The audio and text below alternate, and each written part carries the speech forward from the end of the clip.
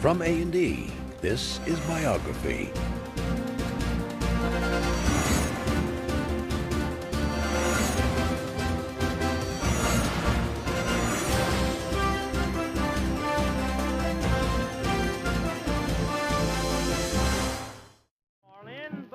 Charles Lindbergh, Anne Morrow Lindbergh.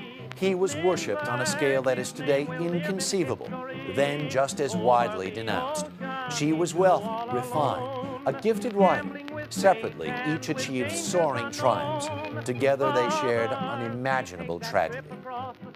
The public fascination with the Lindbergh family began when Charles took off from New York on his historic flight and landed in Paris in 1927. He was immediately the world's most famous man. Then 1 year later, Anne Morrow became the world's most envied woman when she and Charles married. Our biography is the story of two lives, each remarkable in its own way. Charles Lindbergh and Anne Morrow Lindbergh were two of the century's most renowned figures. In that era of celebrity worship, they were the most celebrated couple of all.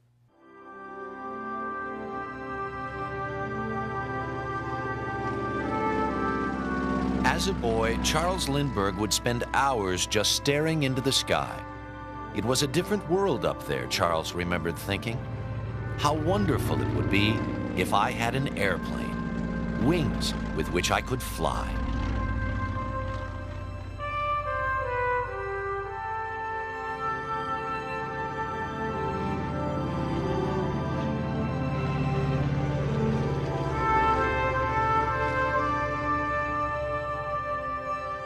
Charles Augustus Lindbergh was born February 4th, 1902, the only child of Evangeline and C.A. Lindbergh. Charles' parents were known as the best-looking couple in the Minnesota farming community of Little Falls. But outward appearances hid an ugly relationship. The two fought constantly.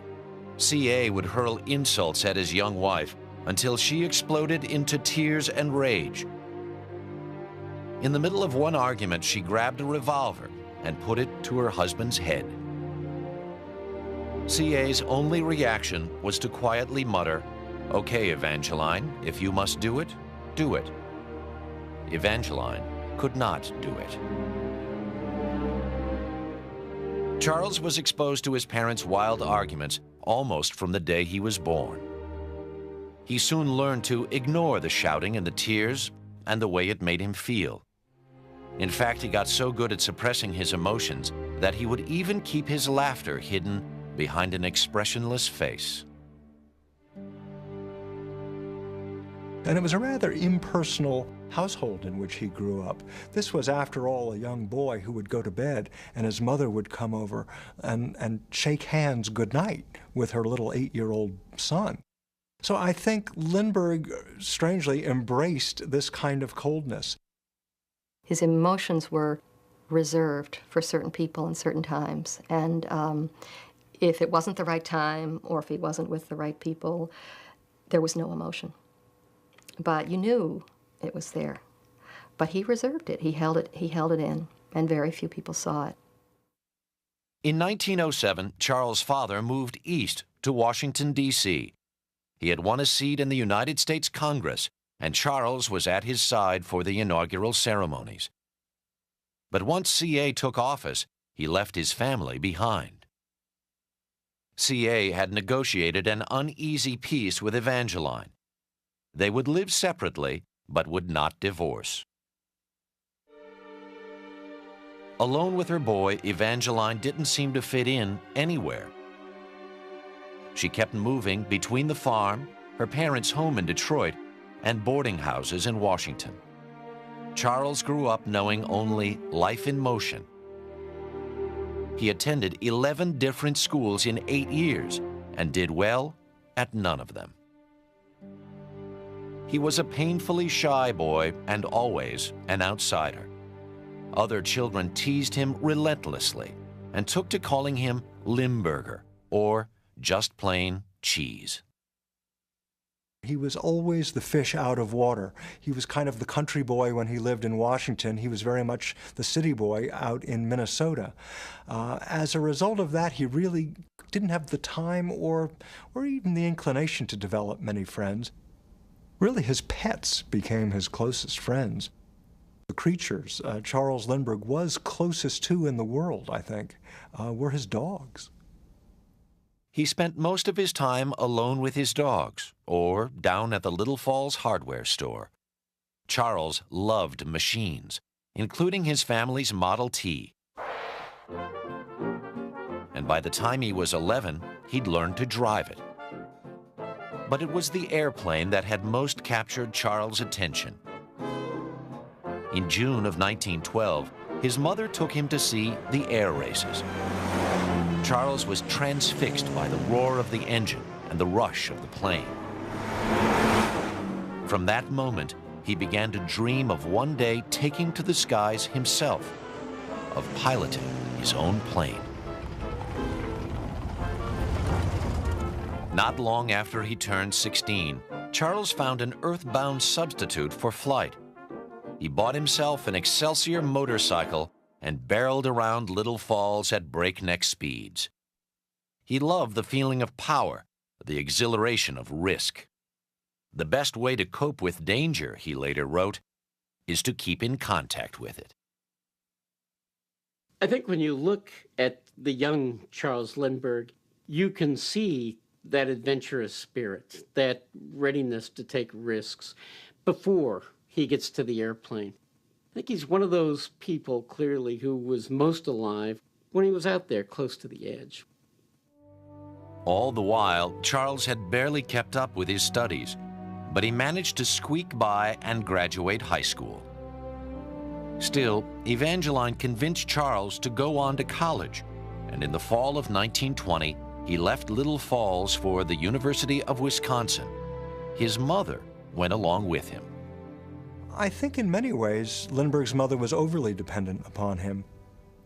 Charles really, as a young boy, became the head of the family, became the man running the farm, became in many ways his mother's escort. As always, Charles was shy and withdrawn. He made few friends at the university, and at 19 years old, he'd never even thought of asking a girl for a date. Instead, he was home each night with his mother for dinner. His mother, an aunt later commented, was his only girl. Charles spent most of his time shooting with the Rifle Club, and his grades showed it. By the middle of his sophomore year, he flunked out. He got on his motorcycle and decided to go to the one school he was eager to attend, flying school in Lincoln, Nebraska. This time, his mother chose not to follow him. She had taken a teaching job and decided to stay where she was. Lindbergh had now become in his 20s. He had become his own man for the first time. His mother had become self-sufficient. And I think Charles felt, I can go out on my own. I'm free. When he arrived at his hotel in Lincoln, a bellman offered to provide him with a girl. He declined, opting instead to write a letter to his mother. The morals in Lincoln, he reported, are about zero. The next day, he showed up at flight school, and from the moment he got up into the air, Charles' life was changed forever.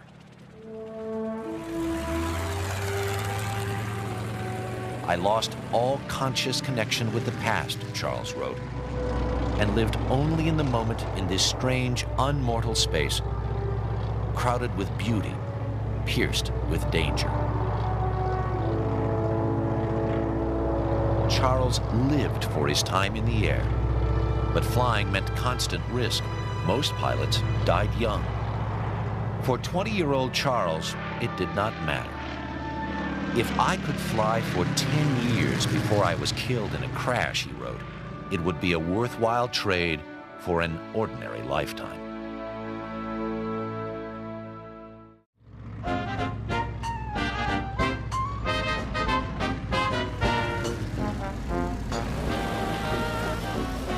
The best way for a pilot to make money in the 1920s was to put on a show as a barnstormer. Pilots and their stuntmen crisscrossed the country, thrilling crowds with wild aerial maneuvers and death-defying acrobatics.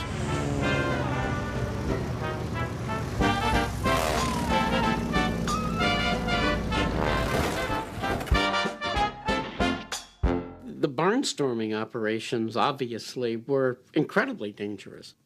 There was a lot of risk. And I think that's part of what drew Charles Lindbergh to it. Charles joined a months-long barnstorming tour with a local pilot in the spring of 1922, but only as a mechanic. His flight school had closed down before he'd had a chance to prove that he could fly a plane on his own. But Charles was not content to simply tinker with the engine. He thought he could help drum up business. So, Charles climbed out onto the wing as the biplane swooped into town at 90 miles an hour. He even fashioned a harness so he could bring along a fellow wing walker, a dog named Booster. Charles began advertising himself as aerial daredevil Lindbergh. His stunts brought in big crowds, and his boss cut him in on the take. But he had yet to pilot an airplane by himself, so he bought his own plane.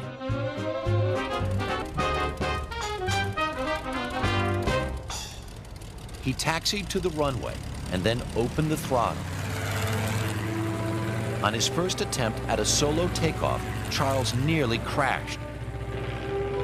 But soon he was flying as if he and the plane were one.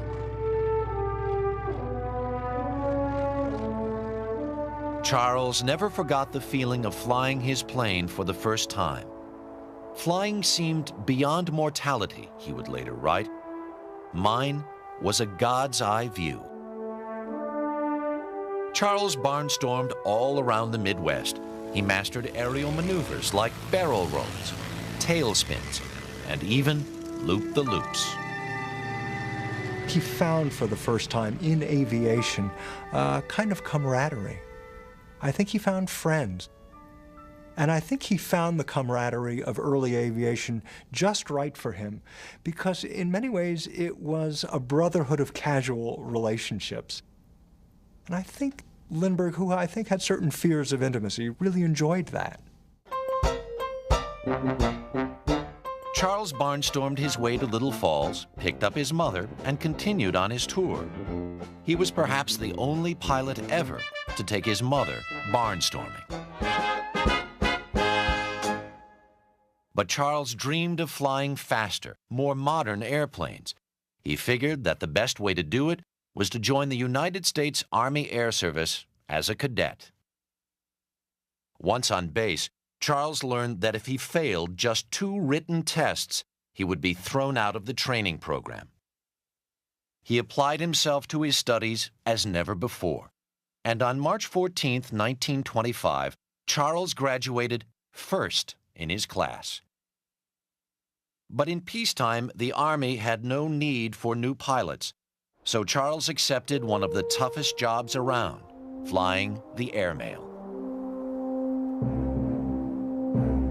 Based in St. Louis, he would fly the mail to and from Chicago on a route made hazardous by months of harsh weather.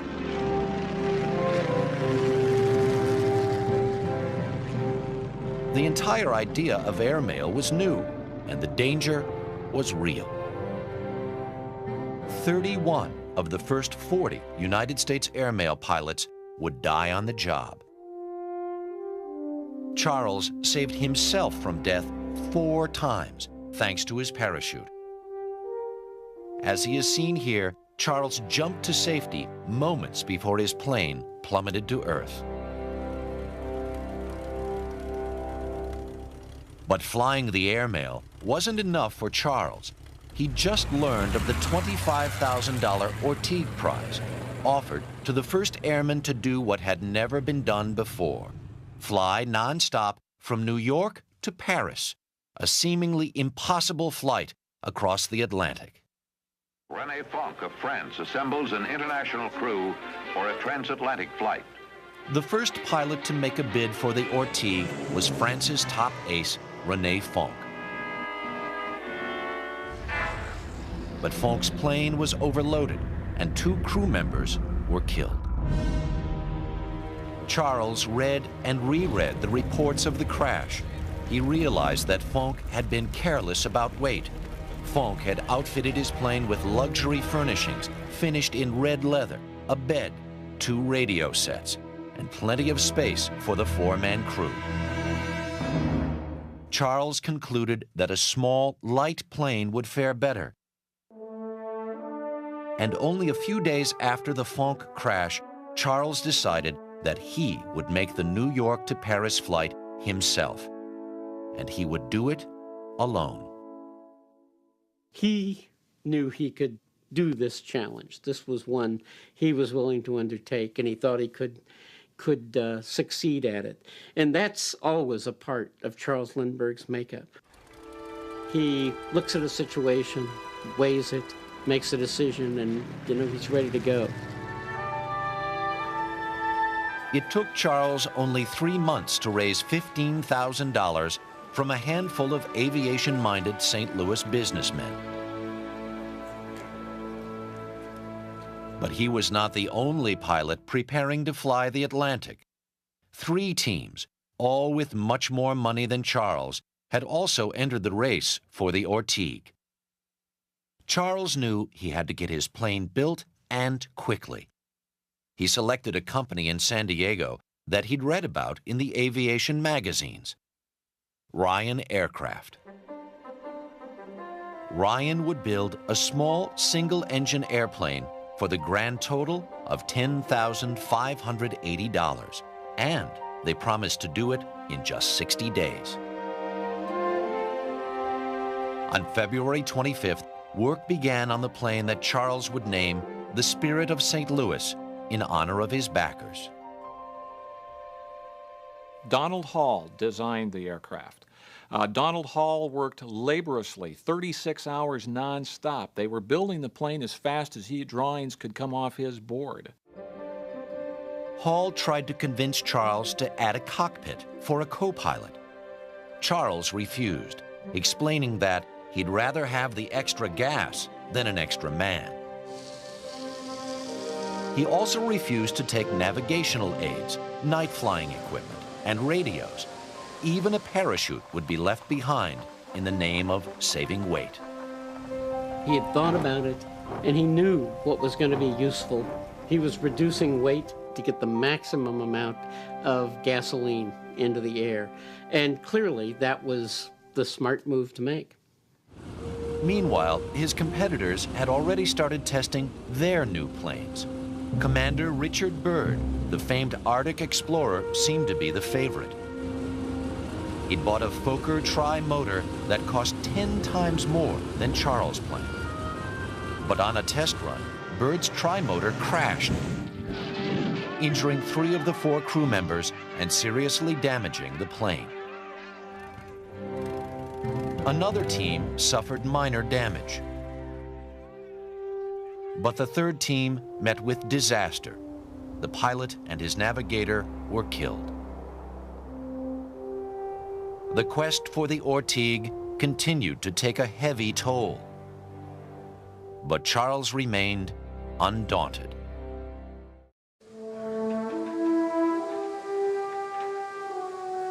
The Spirit of St. Louis was completed on schedule in just 60 days.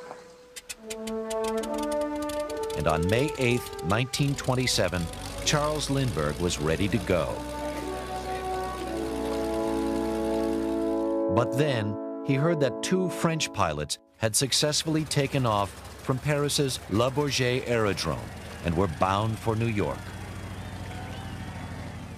Disheartened, Charles began making plans to fly the Pacific instead.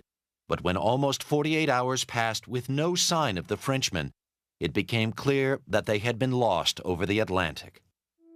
Now, 6 men had died in pursuit of the Ortegue prize. Charles knew the risks, that he too could go down over the Atlantic. "I might get wet," he said simply, and then he climbed into his plane. With the Ryan crew cheering him on, Charles took off for New York.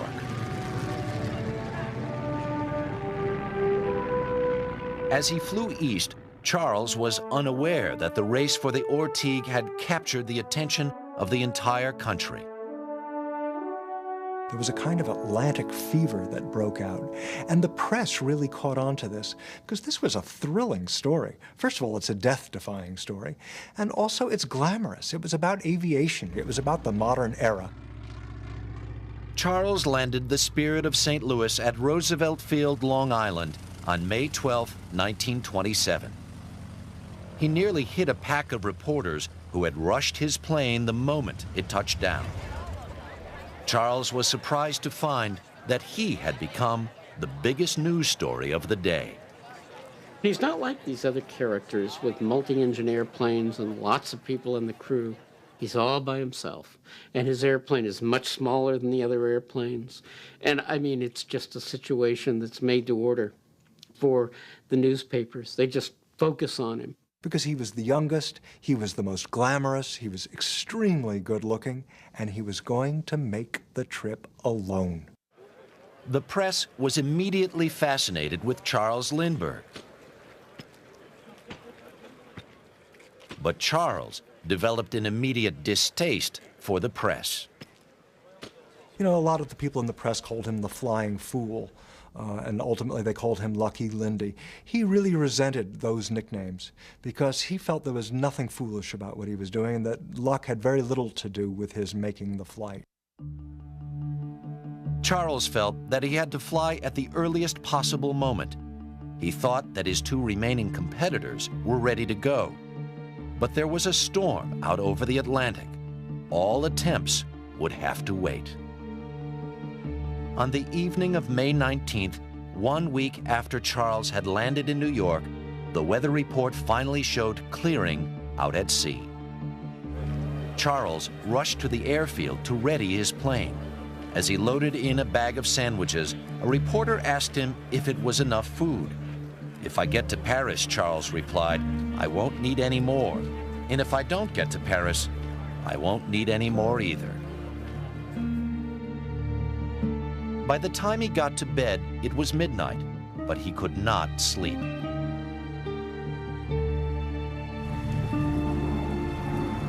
At 3 a.m., he was back at the hangar. A light rain was falling, and the runway was muddy. It was not a good morning to fly, and the weather conditions were a lot less than ideal. The winds had shifted down the runway. He's got a tailwind he's got to contend with. So he's got some major problems, and you can see the worry in his face. Still, Charles felt his airmail days had readied him for a tough flight. He gave the order to move the plane to the runway. Already, several hundred onlookers had gathered despite the early hour and the dismal weather. The Spirit of St. Louis weighed 5,000 pounds fully loaded with fuel, 1,000 pounds more than it had carried during the test flights. The damp, heavy air had affected the engine performance, and it was running 30 revolutions low. Now, 25-year-old Charles Lindbergh had to decide if the conditions would allow his overloaded plane to lift off.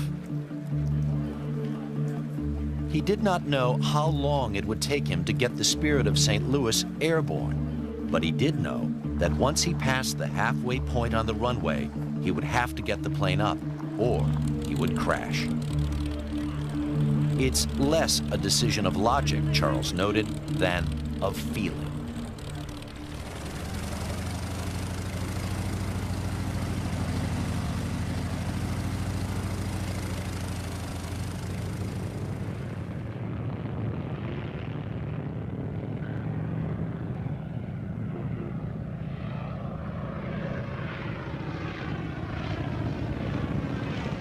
Charles and his plane cleared the telephone wires at the end of the runway by just 20 feet.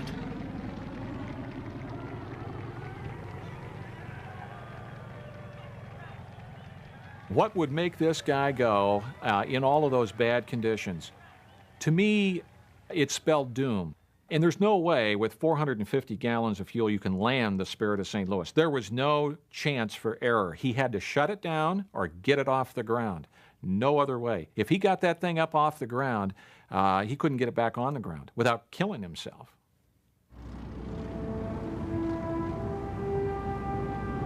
Eight hours later, he was over Nova Scotia.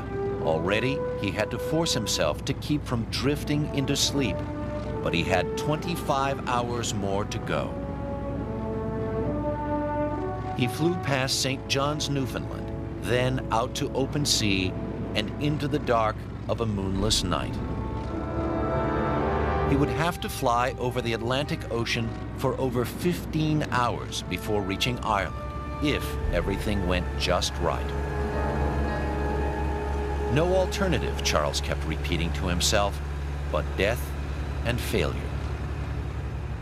When he left Newfoundland and disappeared for 16 hours, no radio, over the ice, no shipping, no nothing, just no word. And the world stood still. At Yankee Stadium, 40,000 boxing fans bowed their heads in a moment of silent prayer.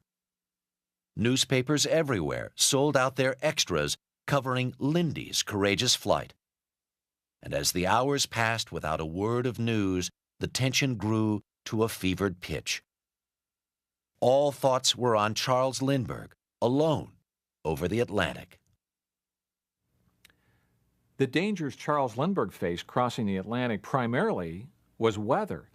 Snow, sleet, rain, hail, especially ice on those wings will put you in the water in a jiffy. And he knew that. So weather is the biggest thing he's concerned about. Nearly halfway across the ocean, his wings iced up, so he detoured south. Then his compasses malfunctioned, so he flew blind until he cleared the magnetic storm. And then he hit fog. But it wasn't the weather that most threatened him. It was the excruciating fatigue. "It seems impossible to go on longer," he wrote. "All I want in life is to throw myself down flat, stretch out, and sleep." After 24 hours in the air, he began to hallucinate. He saw, even spoke with, phantoms that appeared out of the fuselage. Charles believed that they had come to help him. Back at home, Evangeline had been asked to give a statement to the press. "Tomorrow," she said, "will either be the happiest day in my whole life or the saddest. My heart and soul is with my boy."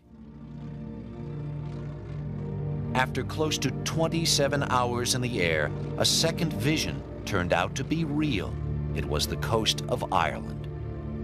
He was an excellent navigator. Hey, stop and think. He travels 1,900 miles over open ocean, comes into the southern tip of Ireland, climbs up to 2,000 feet, sees Dingle Bay, and talk about a Yahoo, recognizes San Vicente Island in the middle of Dingle Bay. That's a real Yahoo. I've survived 1,900 miles over the Atlantic.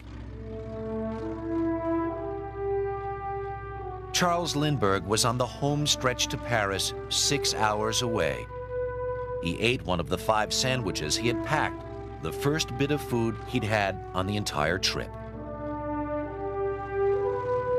Finally, he was over Paris, but when he reached what should have been Le Bourget Aerodrome, Charles was confused. There were lights everywhere.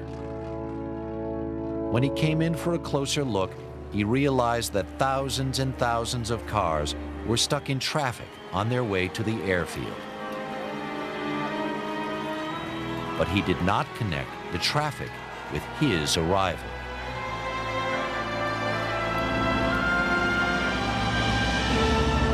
After flying 3,610 miles over 33 and a half hours, Charles brought the Spirit of St. Louis in for a landing.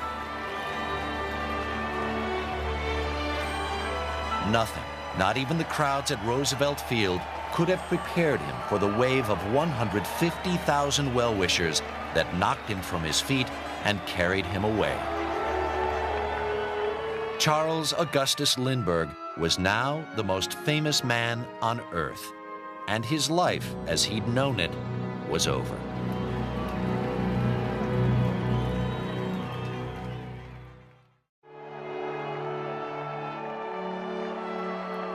Charles Lindbergh had thought that only a few Parisians would be interested in his flight, but he was wrong. Over 150,000 people met him at the aerodrome, and all 150,000 people wanted to congratulate him at once. It was like drowning in a human sea, he wrote of his reception. A couple of French flyers pulled Charles to safety and took him to the American ambassador's house, and then he slept after being awake for more than 63 hours. Charles arose early the next afternoon to find that a large crowd had already gathered outside the embassy, and hundreds of reporters awaited him. But he thought only of his mother and asked to telephone her back in the U.S. Evangeline had already heard the news. "I am proud to be the mother of such a boy," she announced to the crowd that had gathered outside her house. But Charles Lindbergh was no longer just her boy. He had been adopted as the favorite son all around the world. He found himself pulled from one event to the next as he made his way from France to Belgium and on to England. Everywhere he went, hundreds of thousands waited hours just to get a glimpse of him. He was pressed for autographs, rushed by women who longed for a kiss, and was expected to share even the most intimate details of his flight. Captain Lindbergh, England's King George, asked quietly, "How did you pee?" Charles was later heard to say simply, "I felt sorry for the Frenchmen who carried me on their shoulders." Lindbergh didn't make the flight to Paris for the fame or the fortune of it all. It's one of the great ironies that here this chronically shy man should become the most famous man on Earth. The adulation that he had received in Europe was only a warm-up to his welcome back home. A flotilla met Charles as he arrived in New York Harbor, and all of America went wild for Lindy. Lindbergh is coming down the gangplank.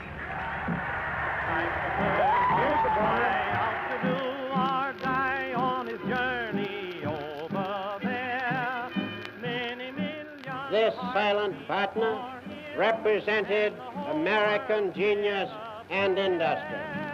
For Lindbergh, oh what a flying fool was he. Lindbergh, his name will live in history. Over the ocean he flew all alone, gambling with fate and with dangers unknown. Nearly every town across the country clamored for a visit by the famed aviator, and Charles flew to all 48 states on a whirlwind victory tour. My father had taken my sister and me to see Lindy. He disappointed me because he didn't look great and heroic. He was in a blue suit and looked quite tired and waving in a sort of wan fashion as he went up Market Street. He really didn't like the adulation. He couldn't stand the parades. He thought it was insane standing in front of people waving. What was he waving for? What was he there for? He always needed purpose for things. And the idea of being a celebrity had absolutely no purpose, just in and of itself. Everyone was celebrating but Charles. "I began to realize," he wrote, "that as one gains fame, one loses life." And Charles wanted his life back to himself. In Lindbergh-like fashion, he all but made a checklist of things he had to do to restore some personal equilibrium to his life, and that included falling in love and getting married. But Charles was woefully unprepared for what he called his girl meeting project. He'd never even socialized with a woman except his mother. But in December of 1927, everything changed. Charles flew from Washington to Mexico City on the invitation of the U.S. ambassador to Mexico, Dwight Morrow. There, he met the ambassador's 21-year-old daughter, Anne, who was home from Smith College for Christmas. Anne sat next to Charles at a luncheon and did not say a word to him. As a result, she made quite an impression on Charles. I think the great attraction here was that he found someone as shy as he was, because Anne Morrow was extremely shy. And upon meeting Charles Lindbergh, could barely look at him, to say nothing of talk to him. She was so tongue-tied. And that was the very quality, I think, that drew Lindbergh to her. I think he perceived this perfectly lovely person and fell in love with her. That's really what I think. And she was. She was beautiful, and she had these wonderful blue eyes and never put herself forward. And so that's very comforting. Anne, too, was affected by the encounter. "My world, my little embroidery beribboned world," Anne wrote in her diary, "is smashed." But Charles seemed unable to muster the courage to ask her out. He let nearly 10 months pass before telephoning Anne for a date, his first ever. He took her flying and enjoyed the comfort he felt in their silences. After just 2 more dates, Charles asked for Anne's hand in marriage, and she accepted. My feeling about my parents is that there was intense and tremendous physical attraction. They were almost immediately intensely aware of each other, very passionate about each other, and for both of them, they both have said that it was instant. I think Anne Morrow represented a more cerebral life than Charles had lived, certainly a better educated one. And I think, on the other hand, Anne saw in Charles more physical adventure. And I think each knew inevitably that it was going to be an intense challenge. Especially for Anne, I think, because I don't think it's easy being married to the most famous man on earth. Anne Morrow's engagement to Charles Lindbergh was officially announced on February 12, 1929. Now she was on the world stage right alongside her fiancé. Her name was in every paper, and wherever the couple went, they were followed by photographers. Anne's world had changed almost as dramatically as Charles had when he landed in Paris. The life she had known was now in the past.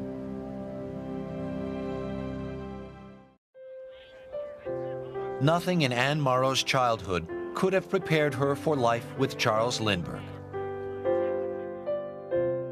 As a college girl, Anne realized that she had lived a sheltered life. It was, she wrote, as if she'd been enclosed in a walled garden. Anne Spencer Morrow was born June 22, 1906, the second daughter of one of the wealthiest men in the country, Dwight W. Morrow. She had servants care for her every need, attended the most elite private schools, and had a trust fund that would give her $500,000 upon her marriage.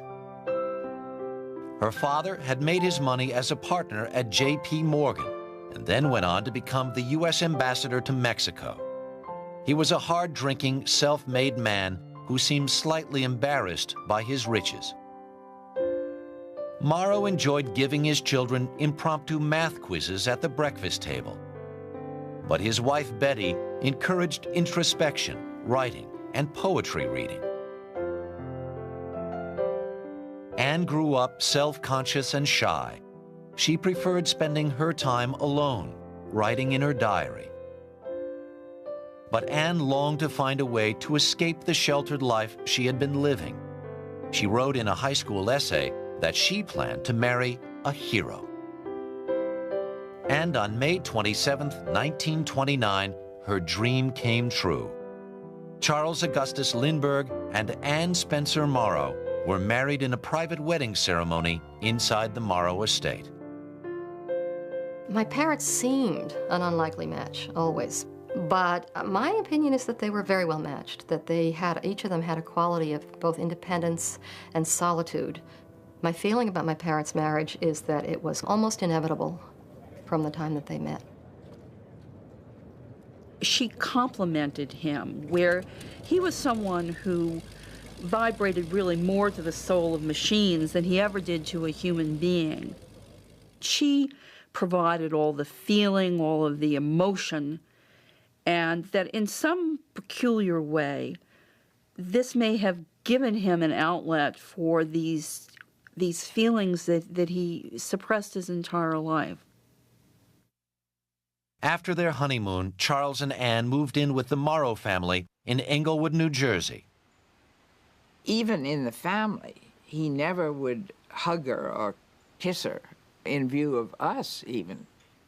When he came home from a trip or had been away a night or so, and we all had dinner together usually, and he would come just about dinner time, usually a few minutes after.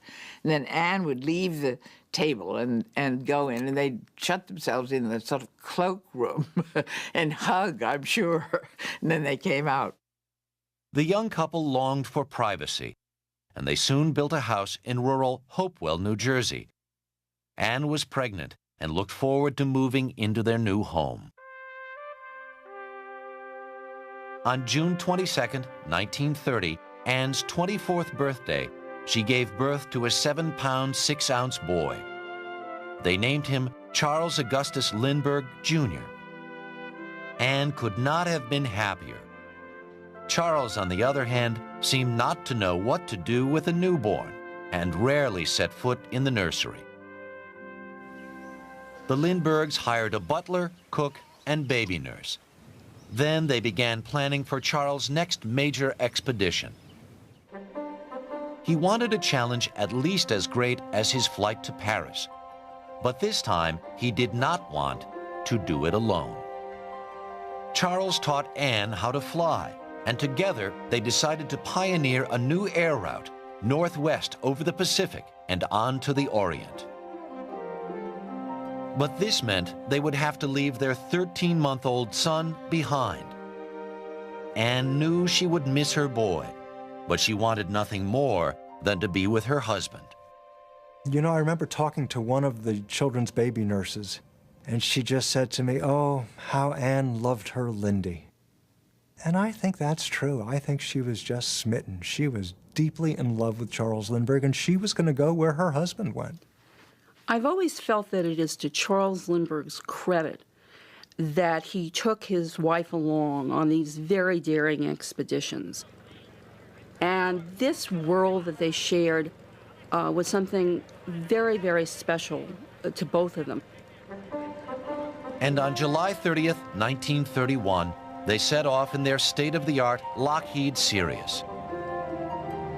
They flew to the northernmost point in Alaska, over the Bering Sea, on to Japan, and then China. Along the way, they encountered some of the most challenging flying conditions anywhere. Anne handled it all without complaint. At one stop, a local pilot mentioned that he would never take his wife along on such a hazardous journey. Charles replied simply, "But you must remember that she is crew." Anne had officially made the transition from sheltered college girl to explorer. She was always very feminine. She was always very, very sort of dainty looking. But she was by nature quite independent. And she had this absolutely determined and invincible quality underneath the fragility. I think she was never really a shrinking violet. Finally, after nearly 3 months away, Charles and Anne returned home to their little boy. Charlie was a sturdy toddler, just learning to talk. Anne called him "my fat lamb." And for the first time, Charles took an interest in his son. He loved talking with him, playing with him. They really felt like they were settling down together.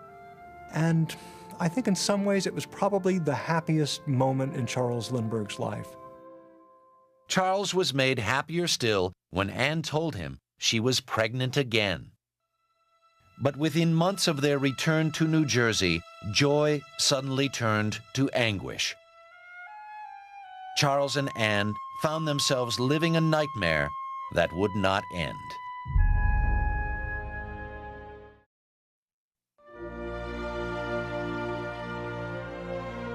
The Lindberghs were settling into their new house in Hopewell, New Jersey, late in the winter of 1932.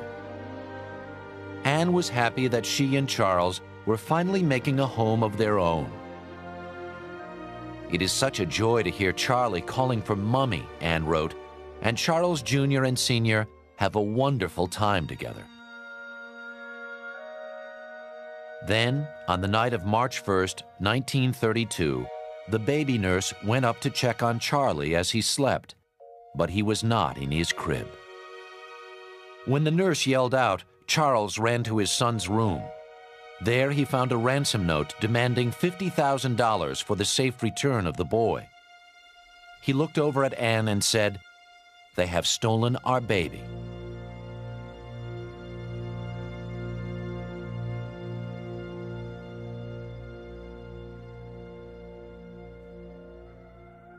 Within hours, the Lindberghs' home was turned into a police command center, choked with cars, ablaze with lights.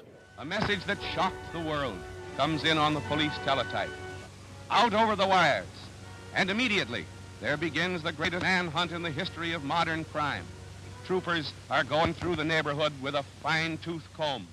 The first investigators on the scene found a broken wooden ladder not far from the house. The sectional ladder carried by the kidnappers, which had been placed exactly as it was by the abductors. The crime was committed by means of a ladder. He was stolen away at night from this window. In his little sleeping suit. He was aroused by the terrible crime. Footprints and a warning note put in the empty crib were the only clues left behind for the police to work upon.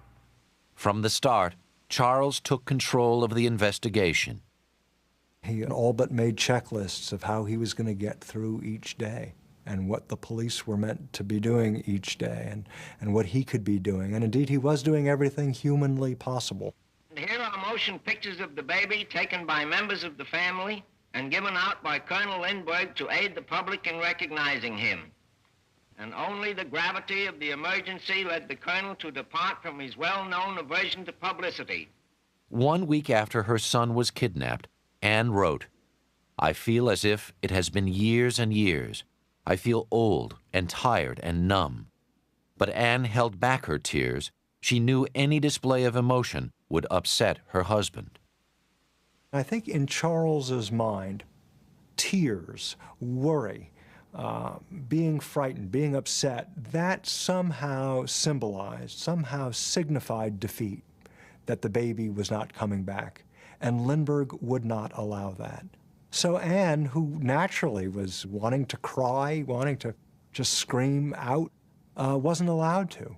And she writes in her diary of just lying there in bed at night, just trying to be perfectly still, not having an emotion, not having a feeling, largely because that's the way her husband dictated things.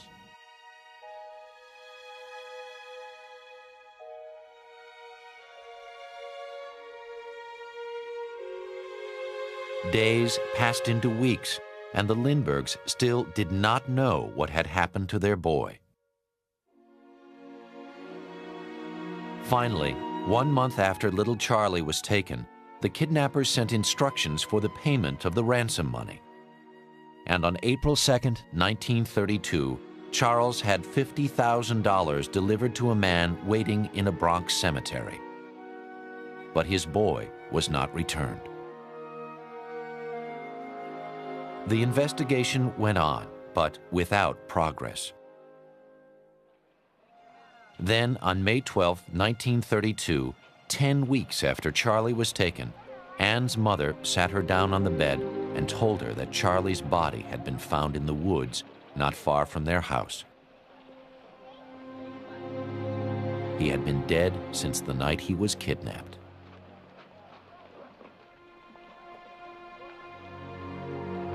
At first, Anne felt an odd sense of relief that she finally knew what had happened to Charlie. Then, she began to cry and could not stop. No control over tears, Anne wrote. Spasms of emotion, uncontrollable. Impossible to talk without crying.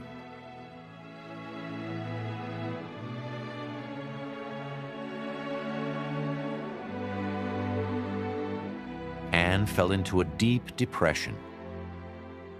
She would spend hours in Charlie's closet, touching his clothes, trying to feel close to her dead child.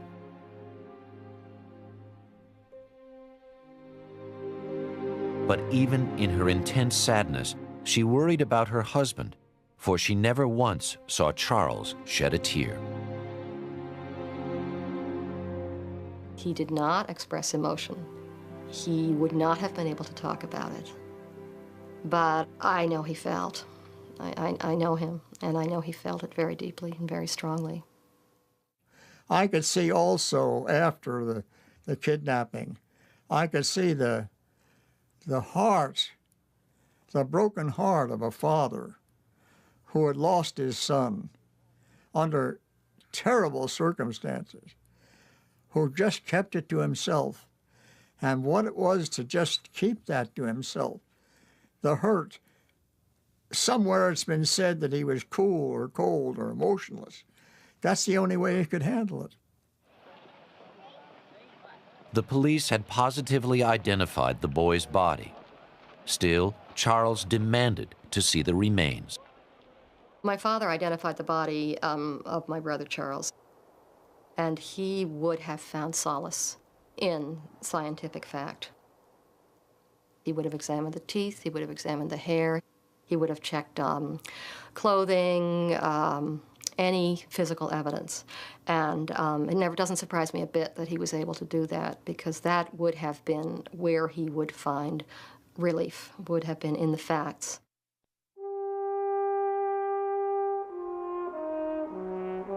Charles had his son's remains cremated and then took the ashes out over the Atlantic and scattered them to the wind. He took comfort in the fact that nobody could ever again disturb his boy. Then Charles and Anne decided it was time to move on with their lives. They abandoned their new house, hoping to leave behind their memories of the kidnapping, and moved back into the Morrow Mansion. And on August 16th, 1932, just 3 months after Charlie had been found dead, the Lindbergh's second son was born. They named him John.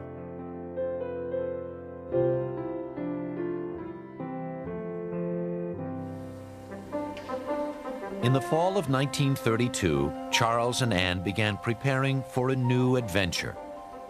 Charles wanted to survey transatlantic air routes for commercial airlines. Anne would once again serve as co-pilot. They planned a trip that would be as challenging as the one they took before little Charlie was kidnapped. But it would soon become clear to Anne that they could not recreate their happy past.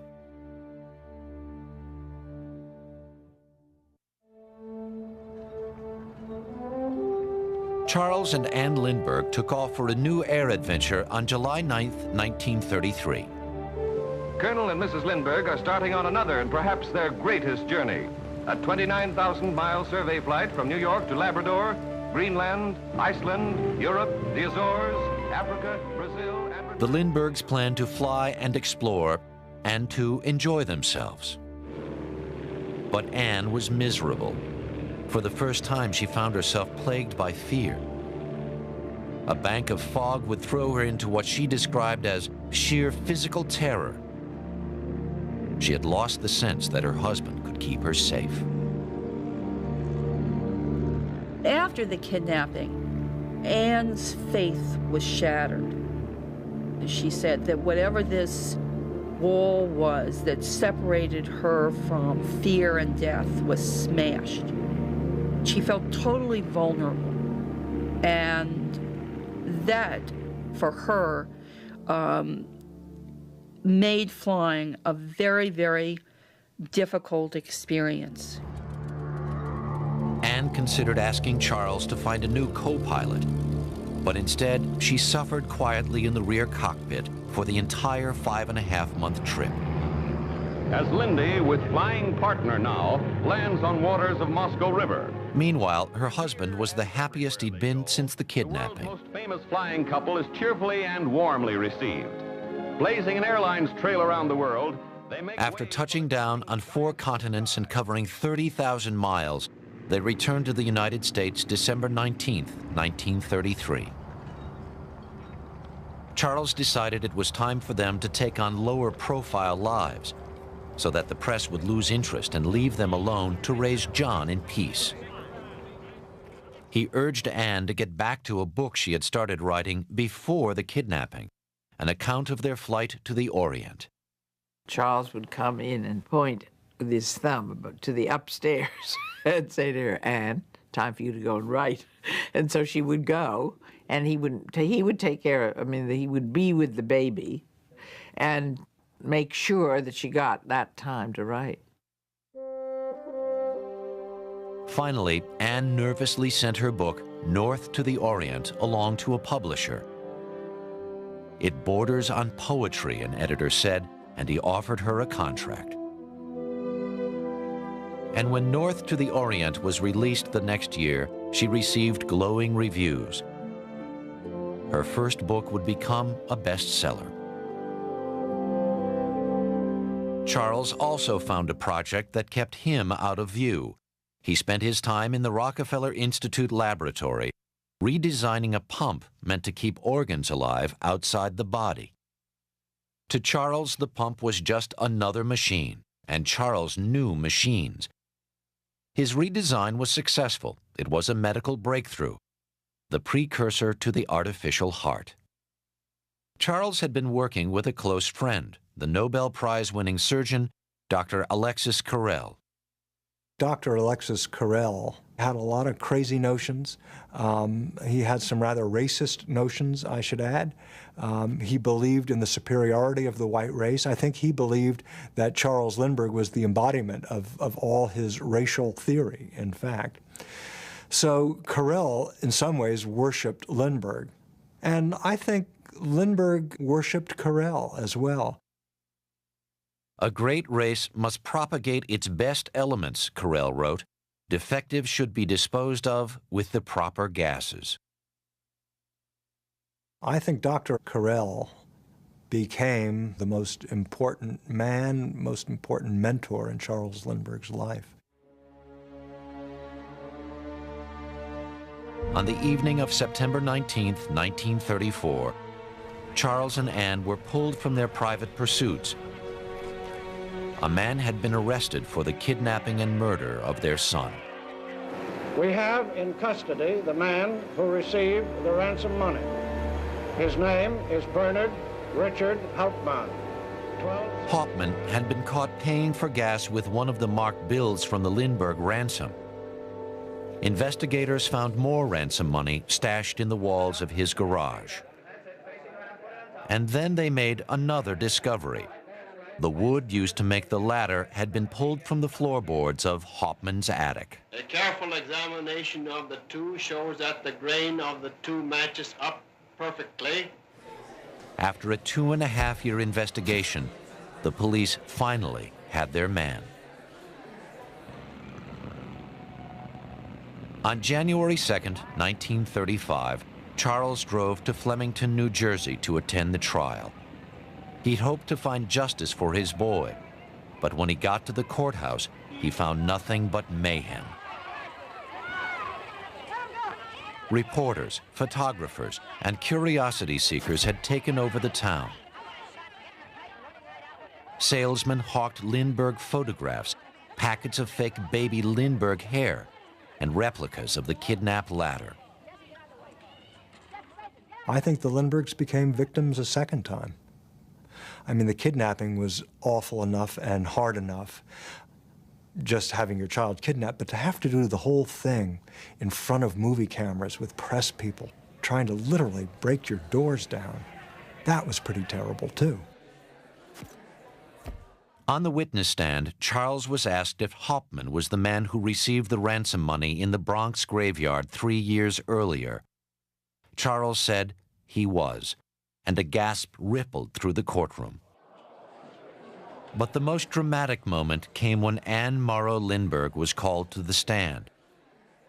Anne was asked to recount the events leading up to the moment she found her son missing. Anne Morrow Lindbergh's testimony was the most unforgettable moment of the trial. She was asked to identify her baby's sleeping garments, the last clothing that he wore on the night of the murder. People wondered whether she was going to break down and cry, and she conducted herself with the utmost bravery and composure that left everybody there absolutely breathless.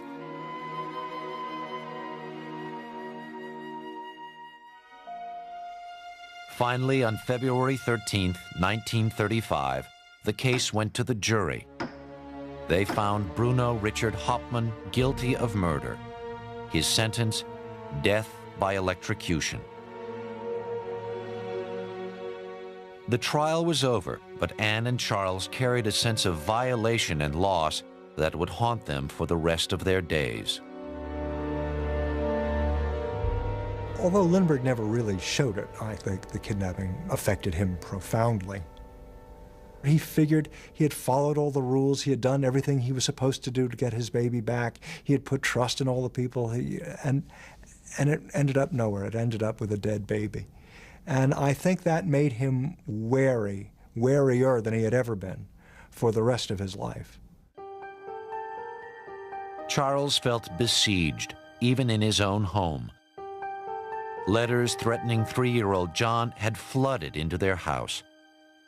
So Charles hired a security guard to patrol the grounds and a bodyguard to watch John. But still, the Lindberghs did not feel safe. There had always been hysteria surrounding Charles Lindbergh. Now there was a new dimension added to the hysteria. All the nuts were coming out of the woodwork. And they just couldn't take it anymore. And Lindbergh just said, we've got to get out of this country. And indeed they did. The Lindberghs arrived in Great Britain December 31st, 1935, hoping to at last find a safe haven. The British public hopes that its honored visitor and his wife and son may find on this side of the Atlantic the peace of mind which has eluded them in their own country. Charles blamed the press, and he blamed democracy for creating the conditions that had forced him to leave his own country. How can democracy hold its head high, he wrote, when there is no freedom for those who have once attracted the interest of its public and its press? I think the aftermath of the kidnapping persuaded Lindbergh that democracy was decadent, it was undisciplined, that it lacked order, it was in moral decay. Charles soon found the order that was missing in his life in America. Yet he did not find it in Britain. He found it in Nazi Germany.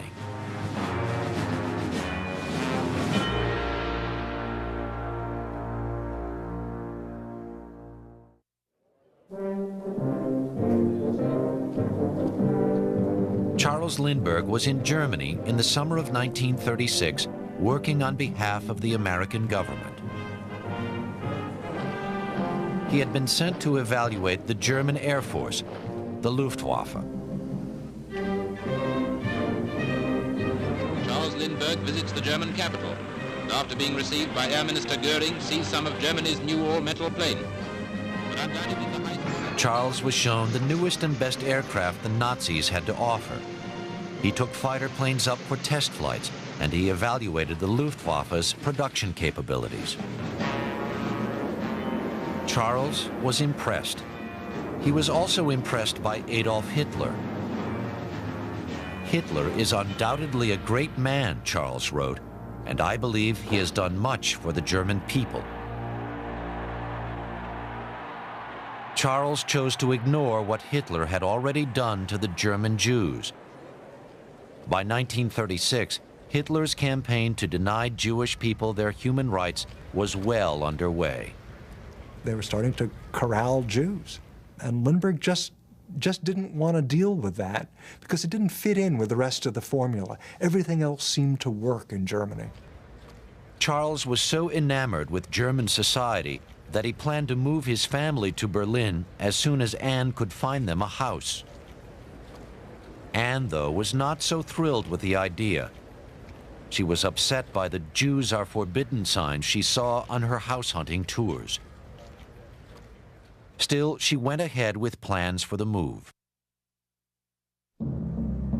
In September of 1938, the United States government asked Charles to report on the strength of the Luftwaffe. He sent a detailed evaluation to Joseph Kennedy, the American ambassador to Great Britain. In it, Charles stated that German air power could destroy London, Paris, and Prague. England and France, he warned, would be defenseless against the Luftwaffe. But Charles was wrong. He told Kennedy and many others that German air power was greater than that of all the other countries of Europe combined, that the Germans were capable of producing 20,000 military aircraft a year. In fact, by 1940, 2 years later, they were still only producing 10,000 military aircraft a year. He was duped by the Germans in the most basic sense, I think.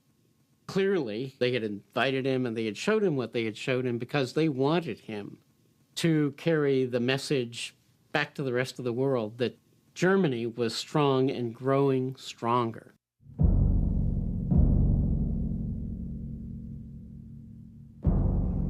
On the night of November 9th, violence broke out against Jews all across Germany.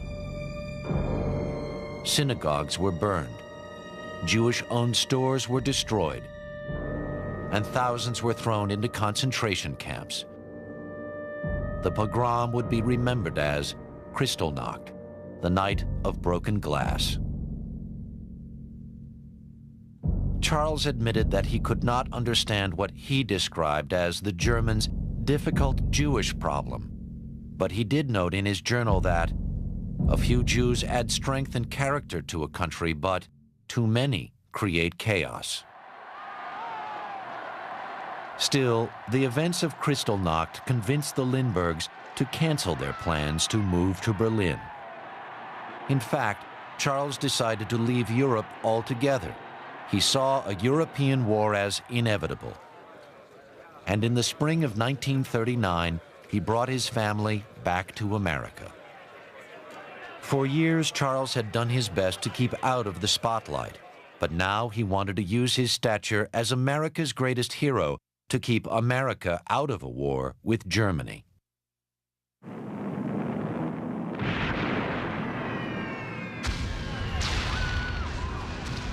As soon as fighting broke out in Europe, Charles booked radio time for a speech that would be broadcast to the entire nation. These wars in Europe are not wars in which our civilization is defending itself against some Asiatic intruder. This is not a question of banding together to defend the white race against foreign invasion. This is simply one more of those age-old struggles within He called for a Western wall of race and arms, and he wrote that the airplane permits the white race to live at all in a pressing sea of yellow, black, and brown. By the late 30s and early 40s, Lindbergh was flinging a lot of racist talk. He was talking about yellow hordes and building Western walls. I think a lot of this was muddled thinking that came out of also years spent in the air.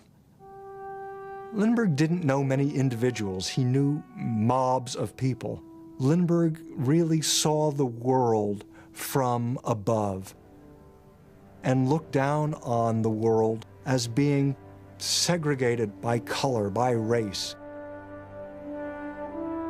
By late 1939, Charles Lindbergh was no longer referred to as the Lone Eagle. The press had labeled him as a somber cretin and pro-Nazi. Anne felt her husband had been misunderstood, so she began work on The Wave of the Future, an essay that she hoped would support Charles' views. In it, she seemed to say that totalitarianism was a positive force in society. The whole thesis of The Wave of the Future was that democracy was a dying civilization. I'll read from the book. I cannot see this war as a struggle between the forces of good and the forces of evil. If I could simplify it into a phrase at all, it would seem truer to say that the forces of the past, that is democracy, are fighting against the forces of the future, that is totalitarianism.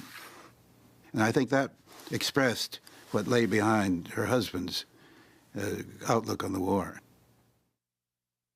Now both Charles and Anne came under fire. FDR's Secretary of the Interior, Harold Ickes, struck out against the Lindberghs every chance he got. The Lindbergh.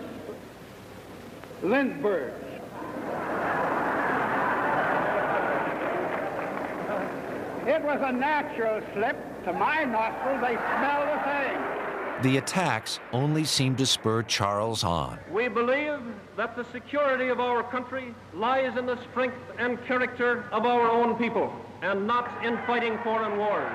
In April of 1941, he became the top spokesman for America First, an isolationist group that already had a following of millions around the country. President Roosevelt was fighting to gain public support for the war effort, and he saw Charles Lindbergh as his chief opponent. So FDR went on the offensive, publicly labeling Charles a copperhead, a Civil War term for a defeatist and a traitor. Charles Lindbergh was in the Army Air Corps Reserve. Franklin Roosevelt was his commander-in-chief. And upon being called basically a traitor by his commander-in-chief, Charles Lindbergh felt he had to do the thing he didn't want to do most in the world, which was tender his resignation. Lindbergh loved the military. He loved his title, but he did surrender it. But Charles only hardened his resolve.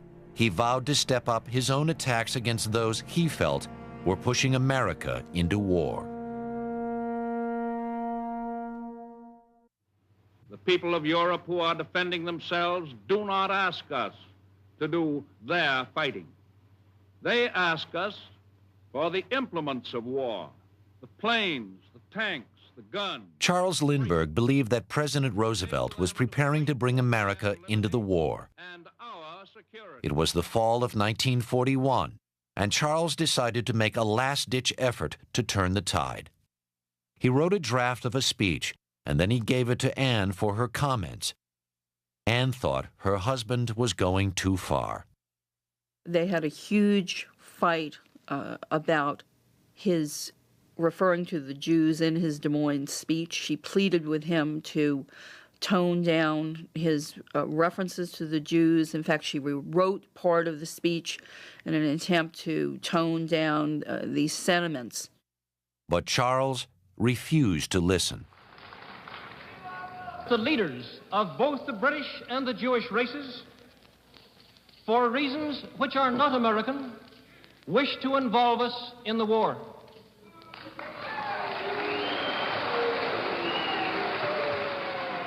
We cannot allow the natural passions and prejudices of other peoples to lead our country to destruction.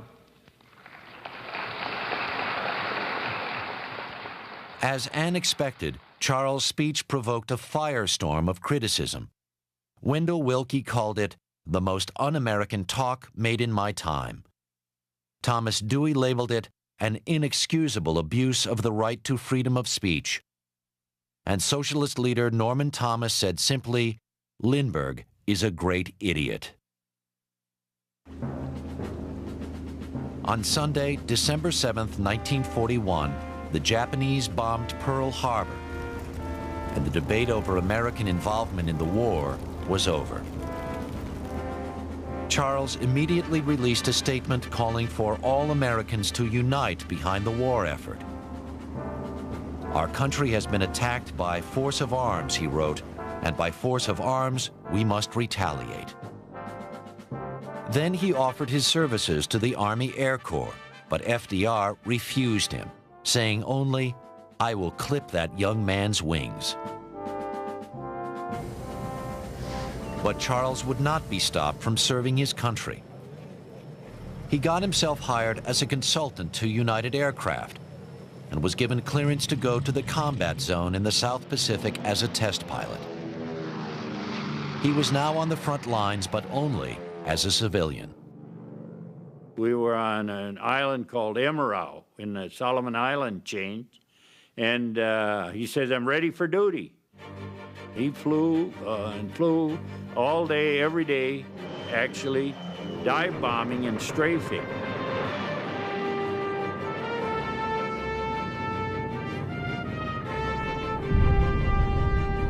I can recall Charlie Lindbergh hitting an oil dump. He pulled out and made a second run to make sure that he got it. When we were in a dive, he saw that there was another target off to the side, and he got that personally. But his greatest contribution had more to do with his knowledge of airplane engines than aerial combat. He knew how to fly farther on less fuel, and he taught the other pilots how he did it. General MacArthur called his contribution a gift from heaven.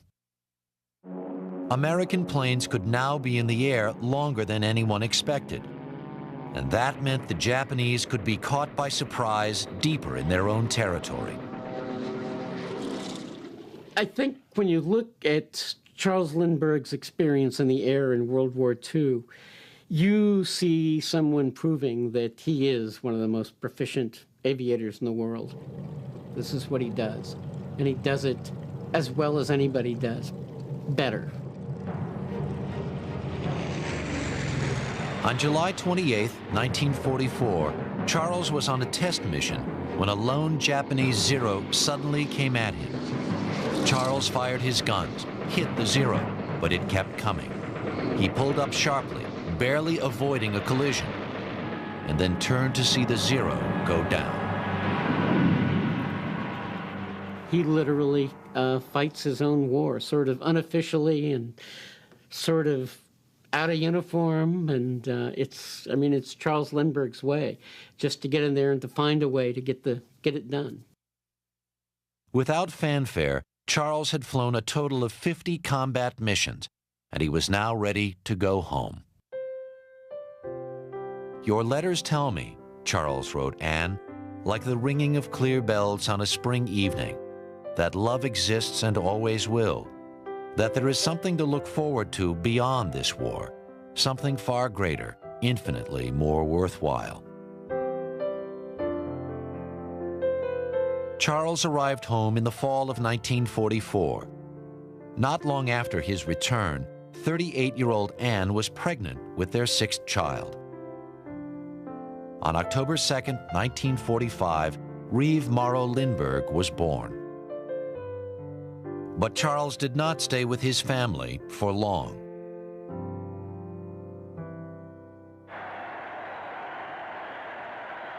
After nearly 6 years of war, the Nazis surrendered on May 7, 1945. And Charles was on his way back to Germany, the country that had so impressed him before the war. The Navy wanted Charles to evaluate German advances in aviation and rocketry. At Nordhausen, Charles inspected the underground assembly lines where V-2 rockets had been produced by slave laborers.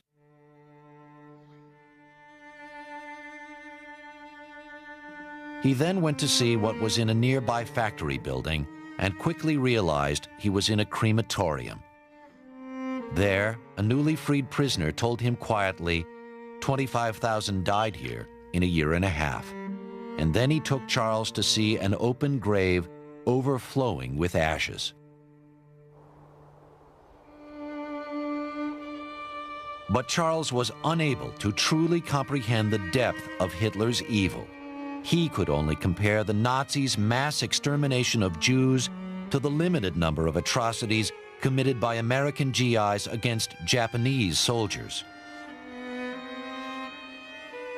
We who claim the German was defiling humanity in his treatment of the Jew, Charles wrote, were doing the same thing in our treatment of the Jap. I think he felt that this enormous, horrible thing that had happened did not indicate something wrong with the German people. I think he thought it indicated something wrong with humanity, something wrong with us. And I'm sure that that was the way he felt about it.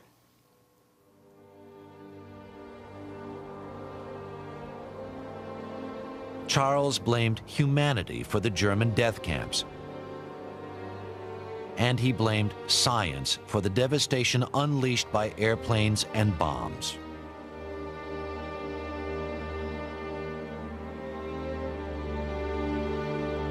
He considered renouncing his profession in disgust, but he could not turn his back on aviation.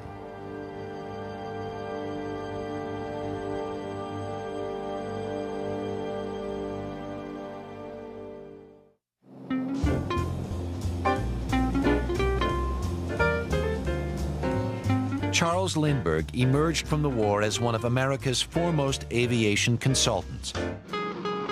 Working for the Air Force and Pan American Airways, Charles traveled almost non-stop.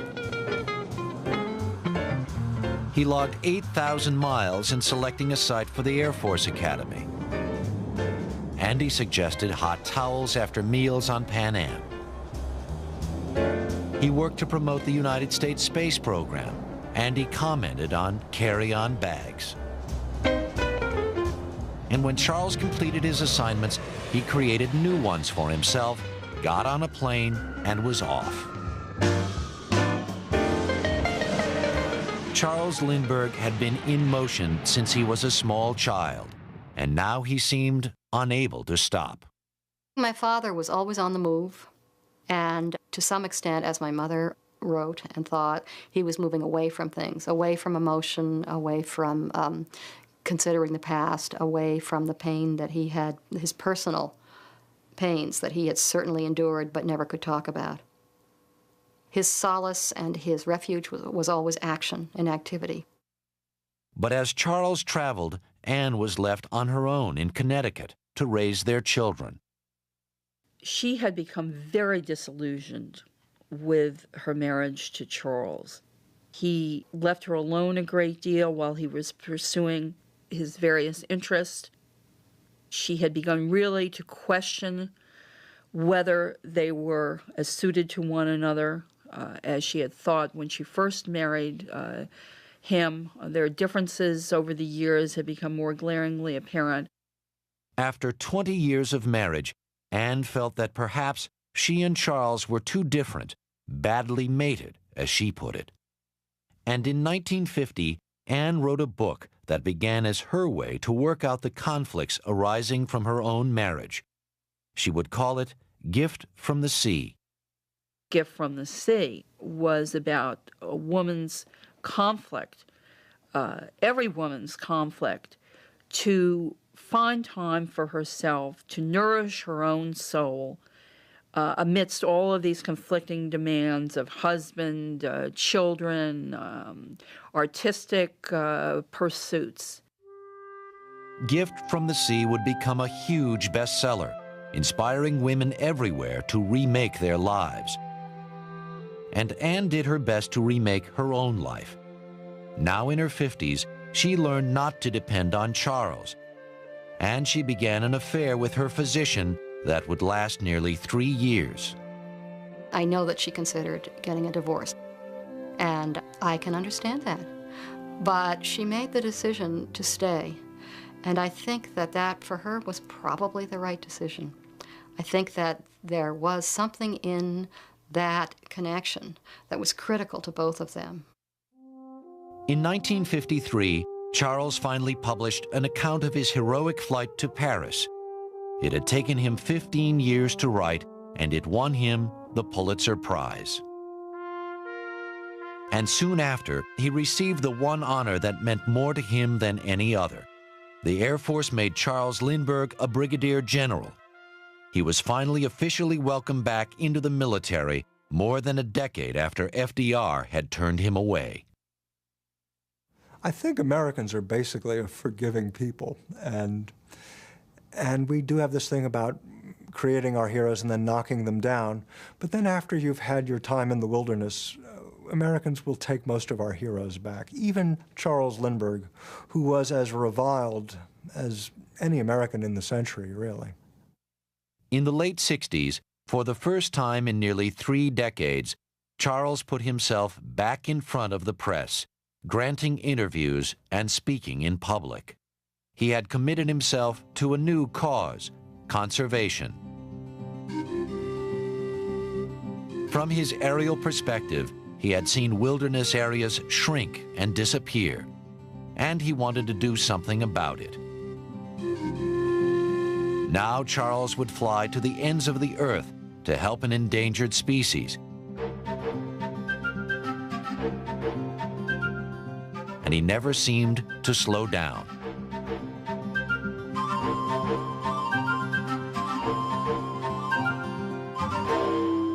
But then, in October of 1972, during a routine physical, Charles' doctor discovered cancer. He underwent radiation therapy, but he could not beat back the disease. I remember when he was dying, I was afraid for him. And what I was afraid of was that he would lose control and that it would be terrible for him. My father had to be in control.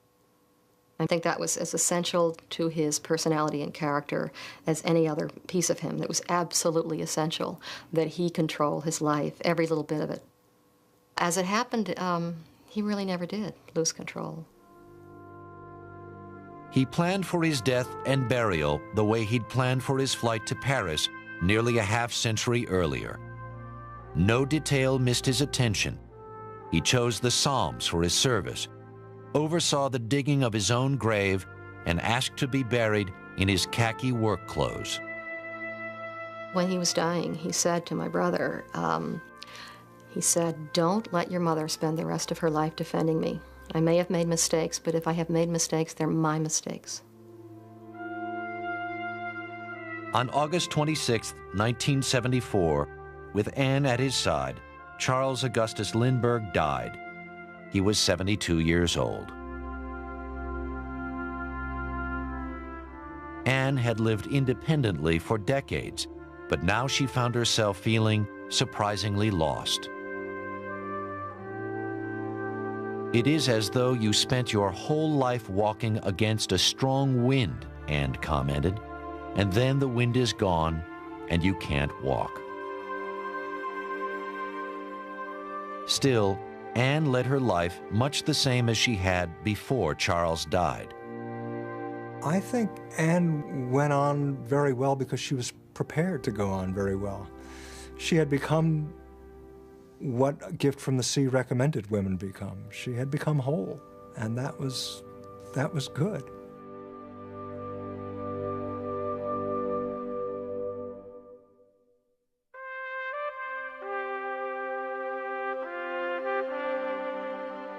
Early in 1953, after years of editing passages of Charles' Spirit of St. Louis, Anne once again came to his description of his arrival in Paris after his 33-hour flight. As she read, she found herself moved to tears. She saw Charles' entire life in that one moment. The rush of the crowds to the plane is symbolic of life rushing at him, she noted in her diary. A new life he was completely unprepared for.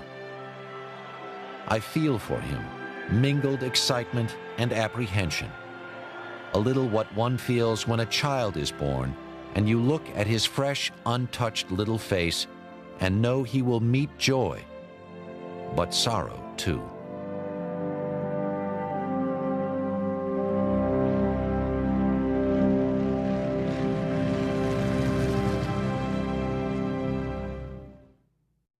Anne Morrow Lindbergh is now 93 years old and extremely frail after a series of strokes.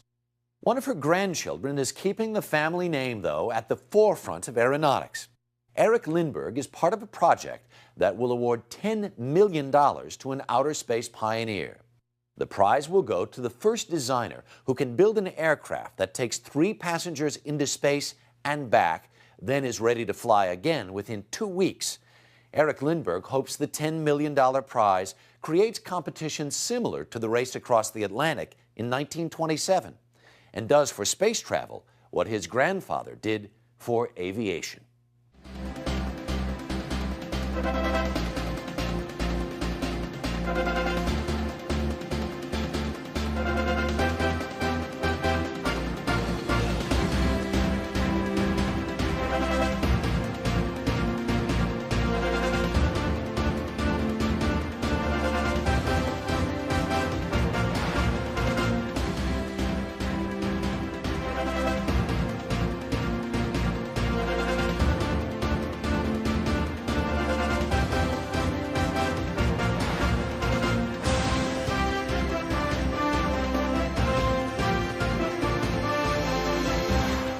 For the web's best bios, log on to biography.com.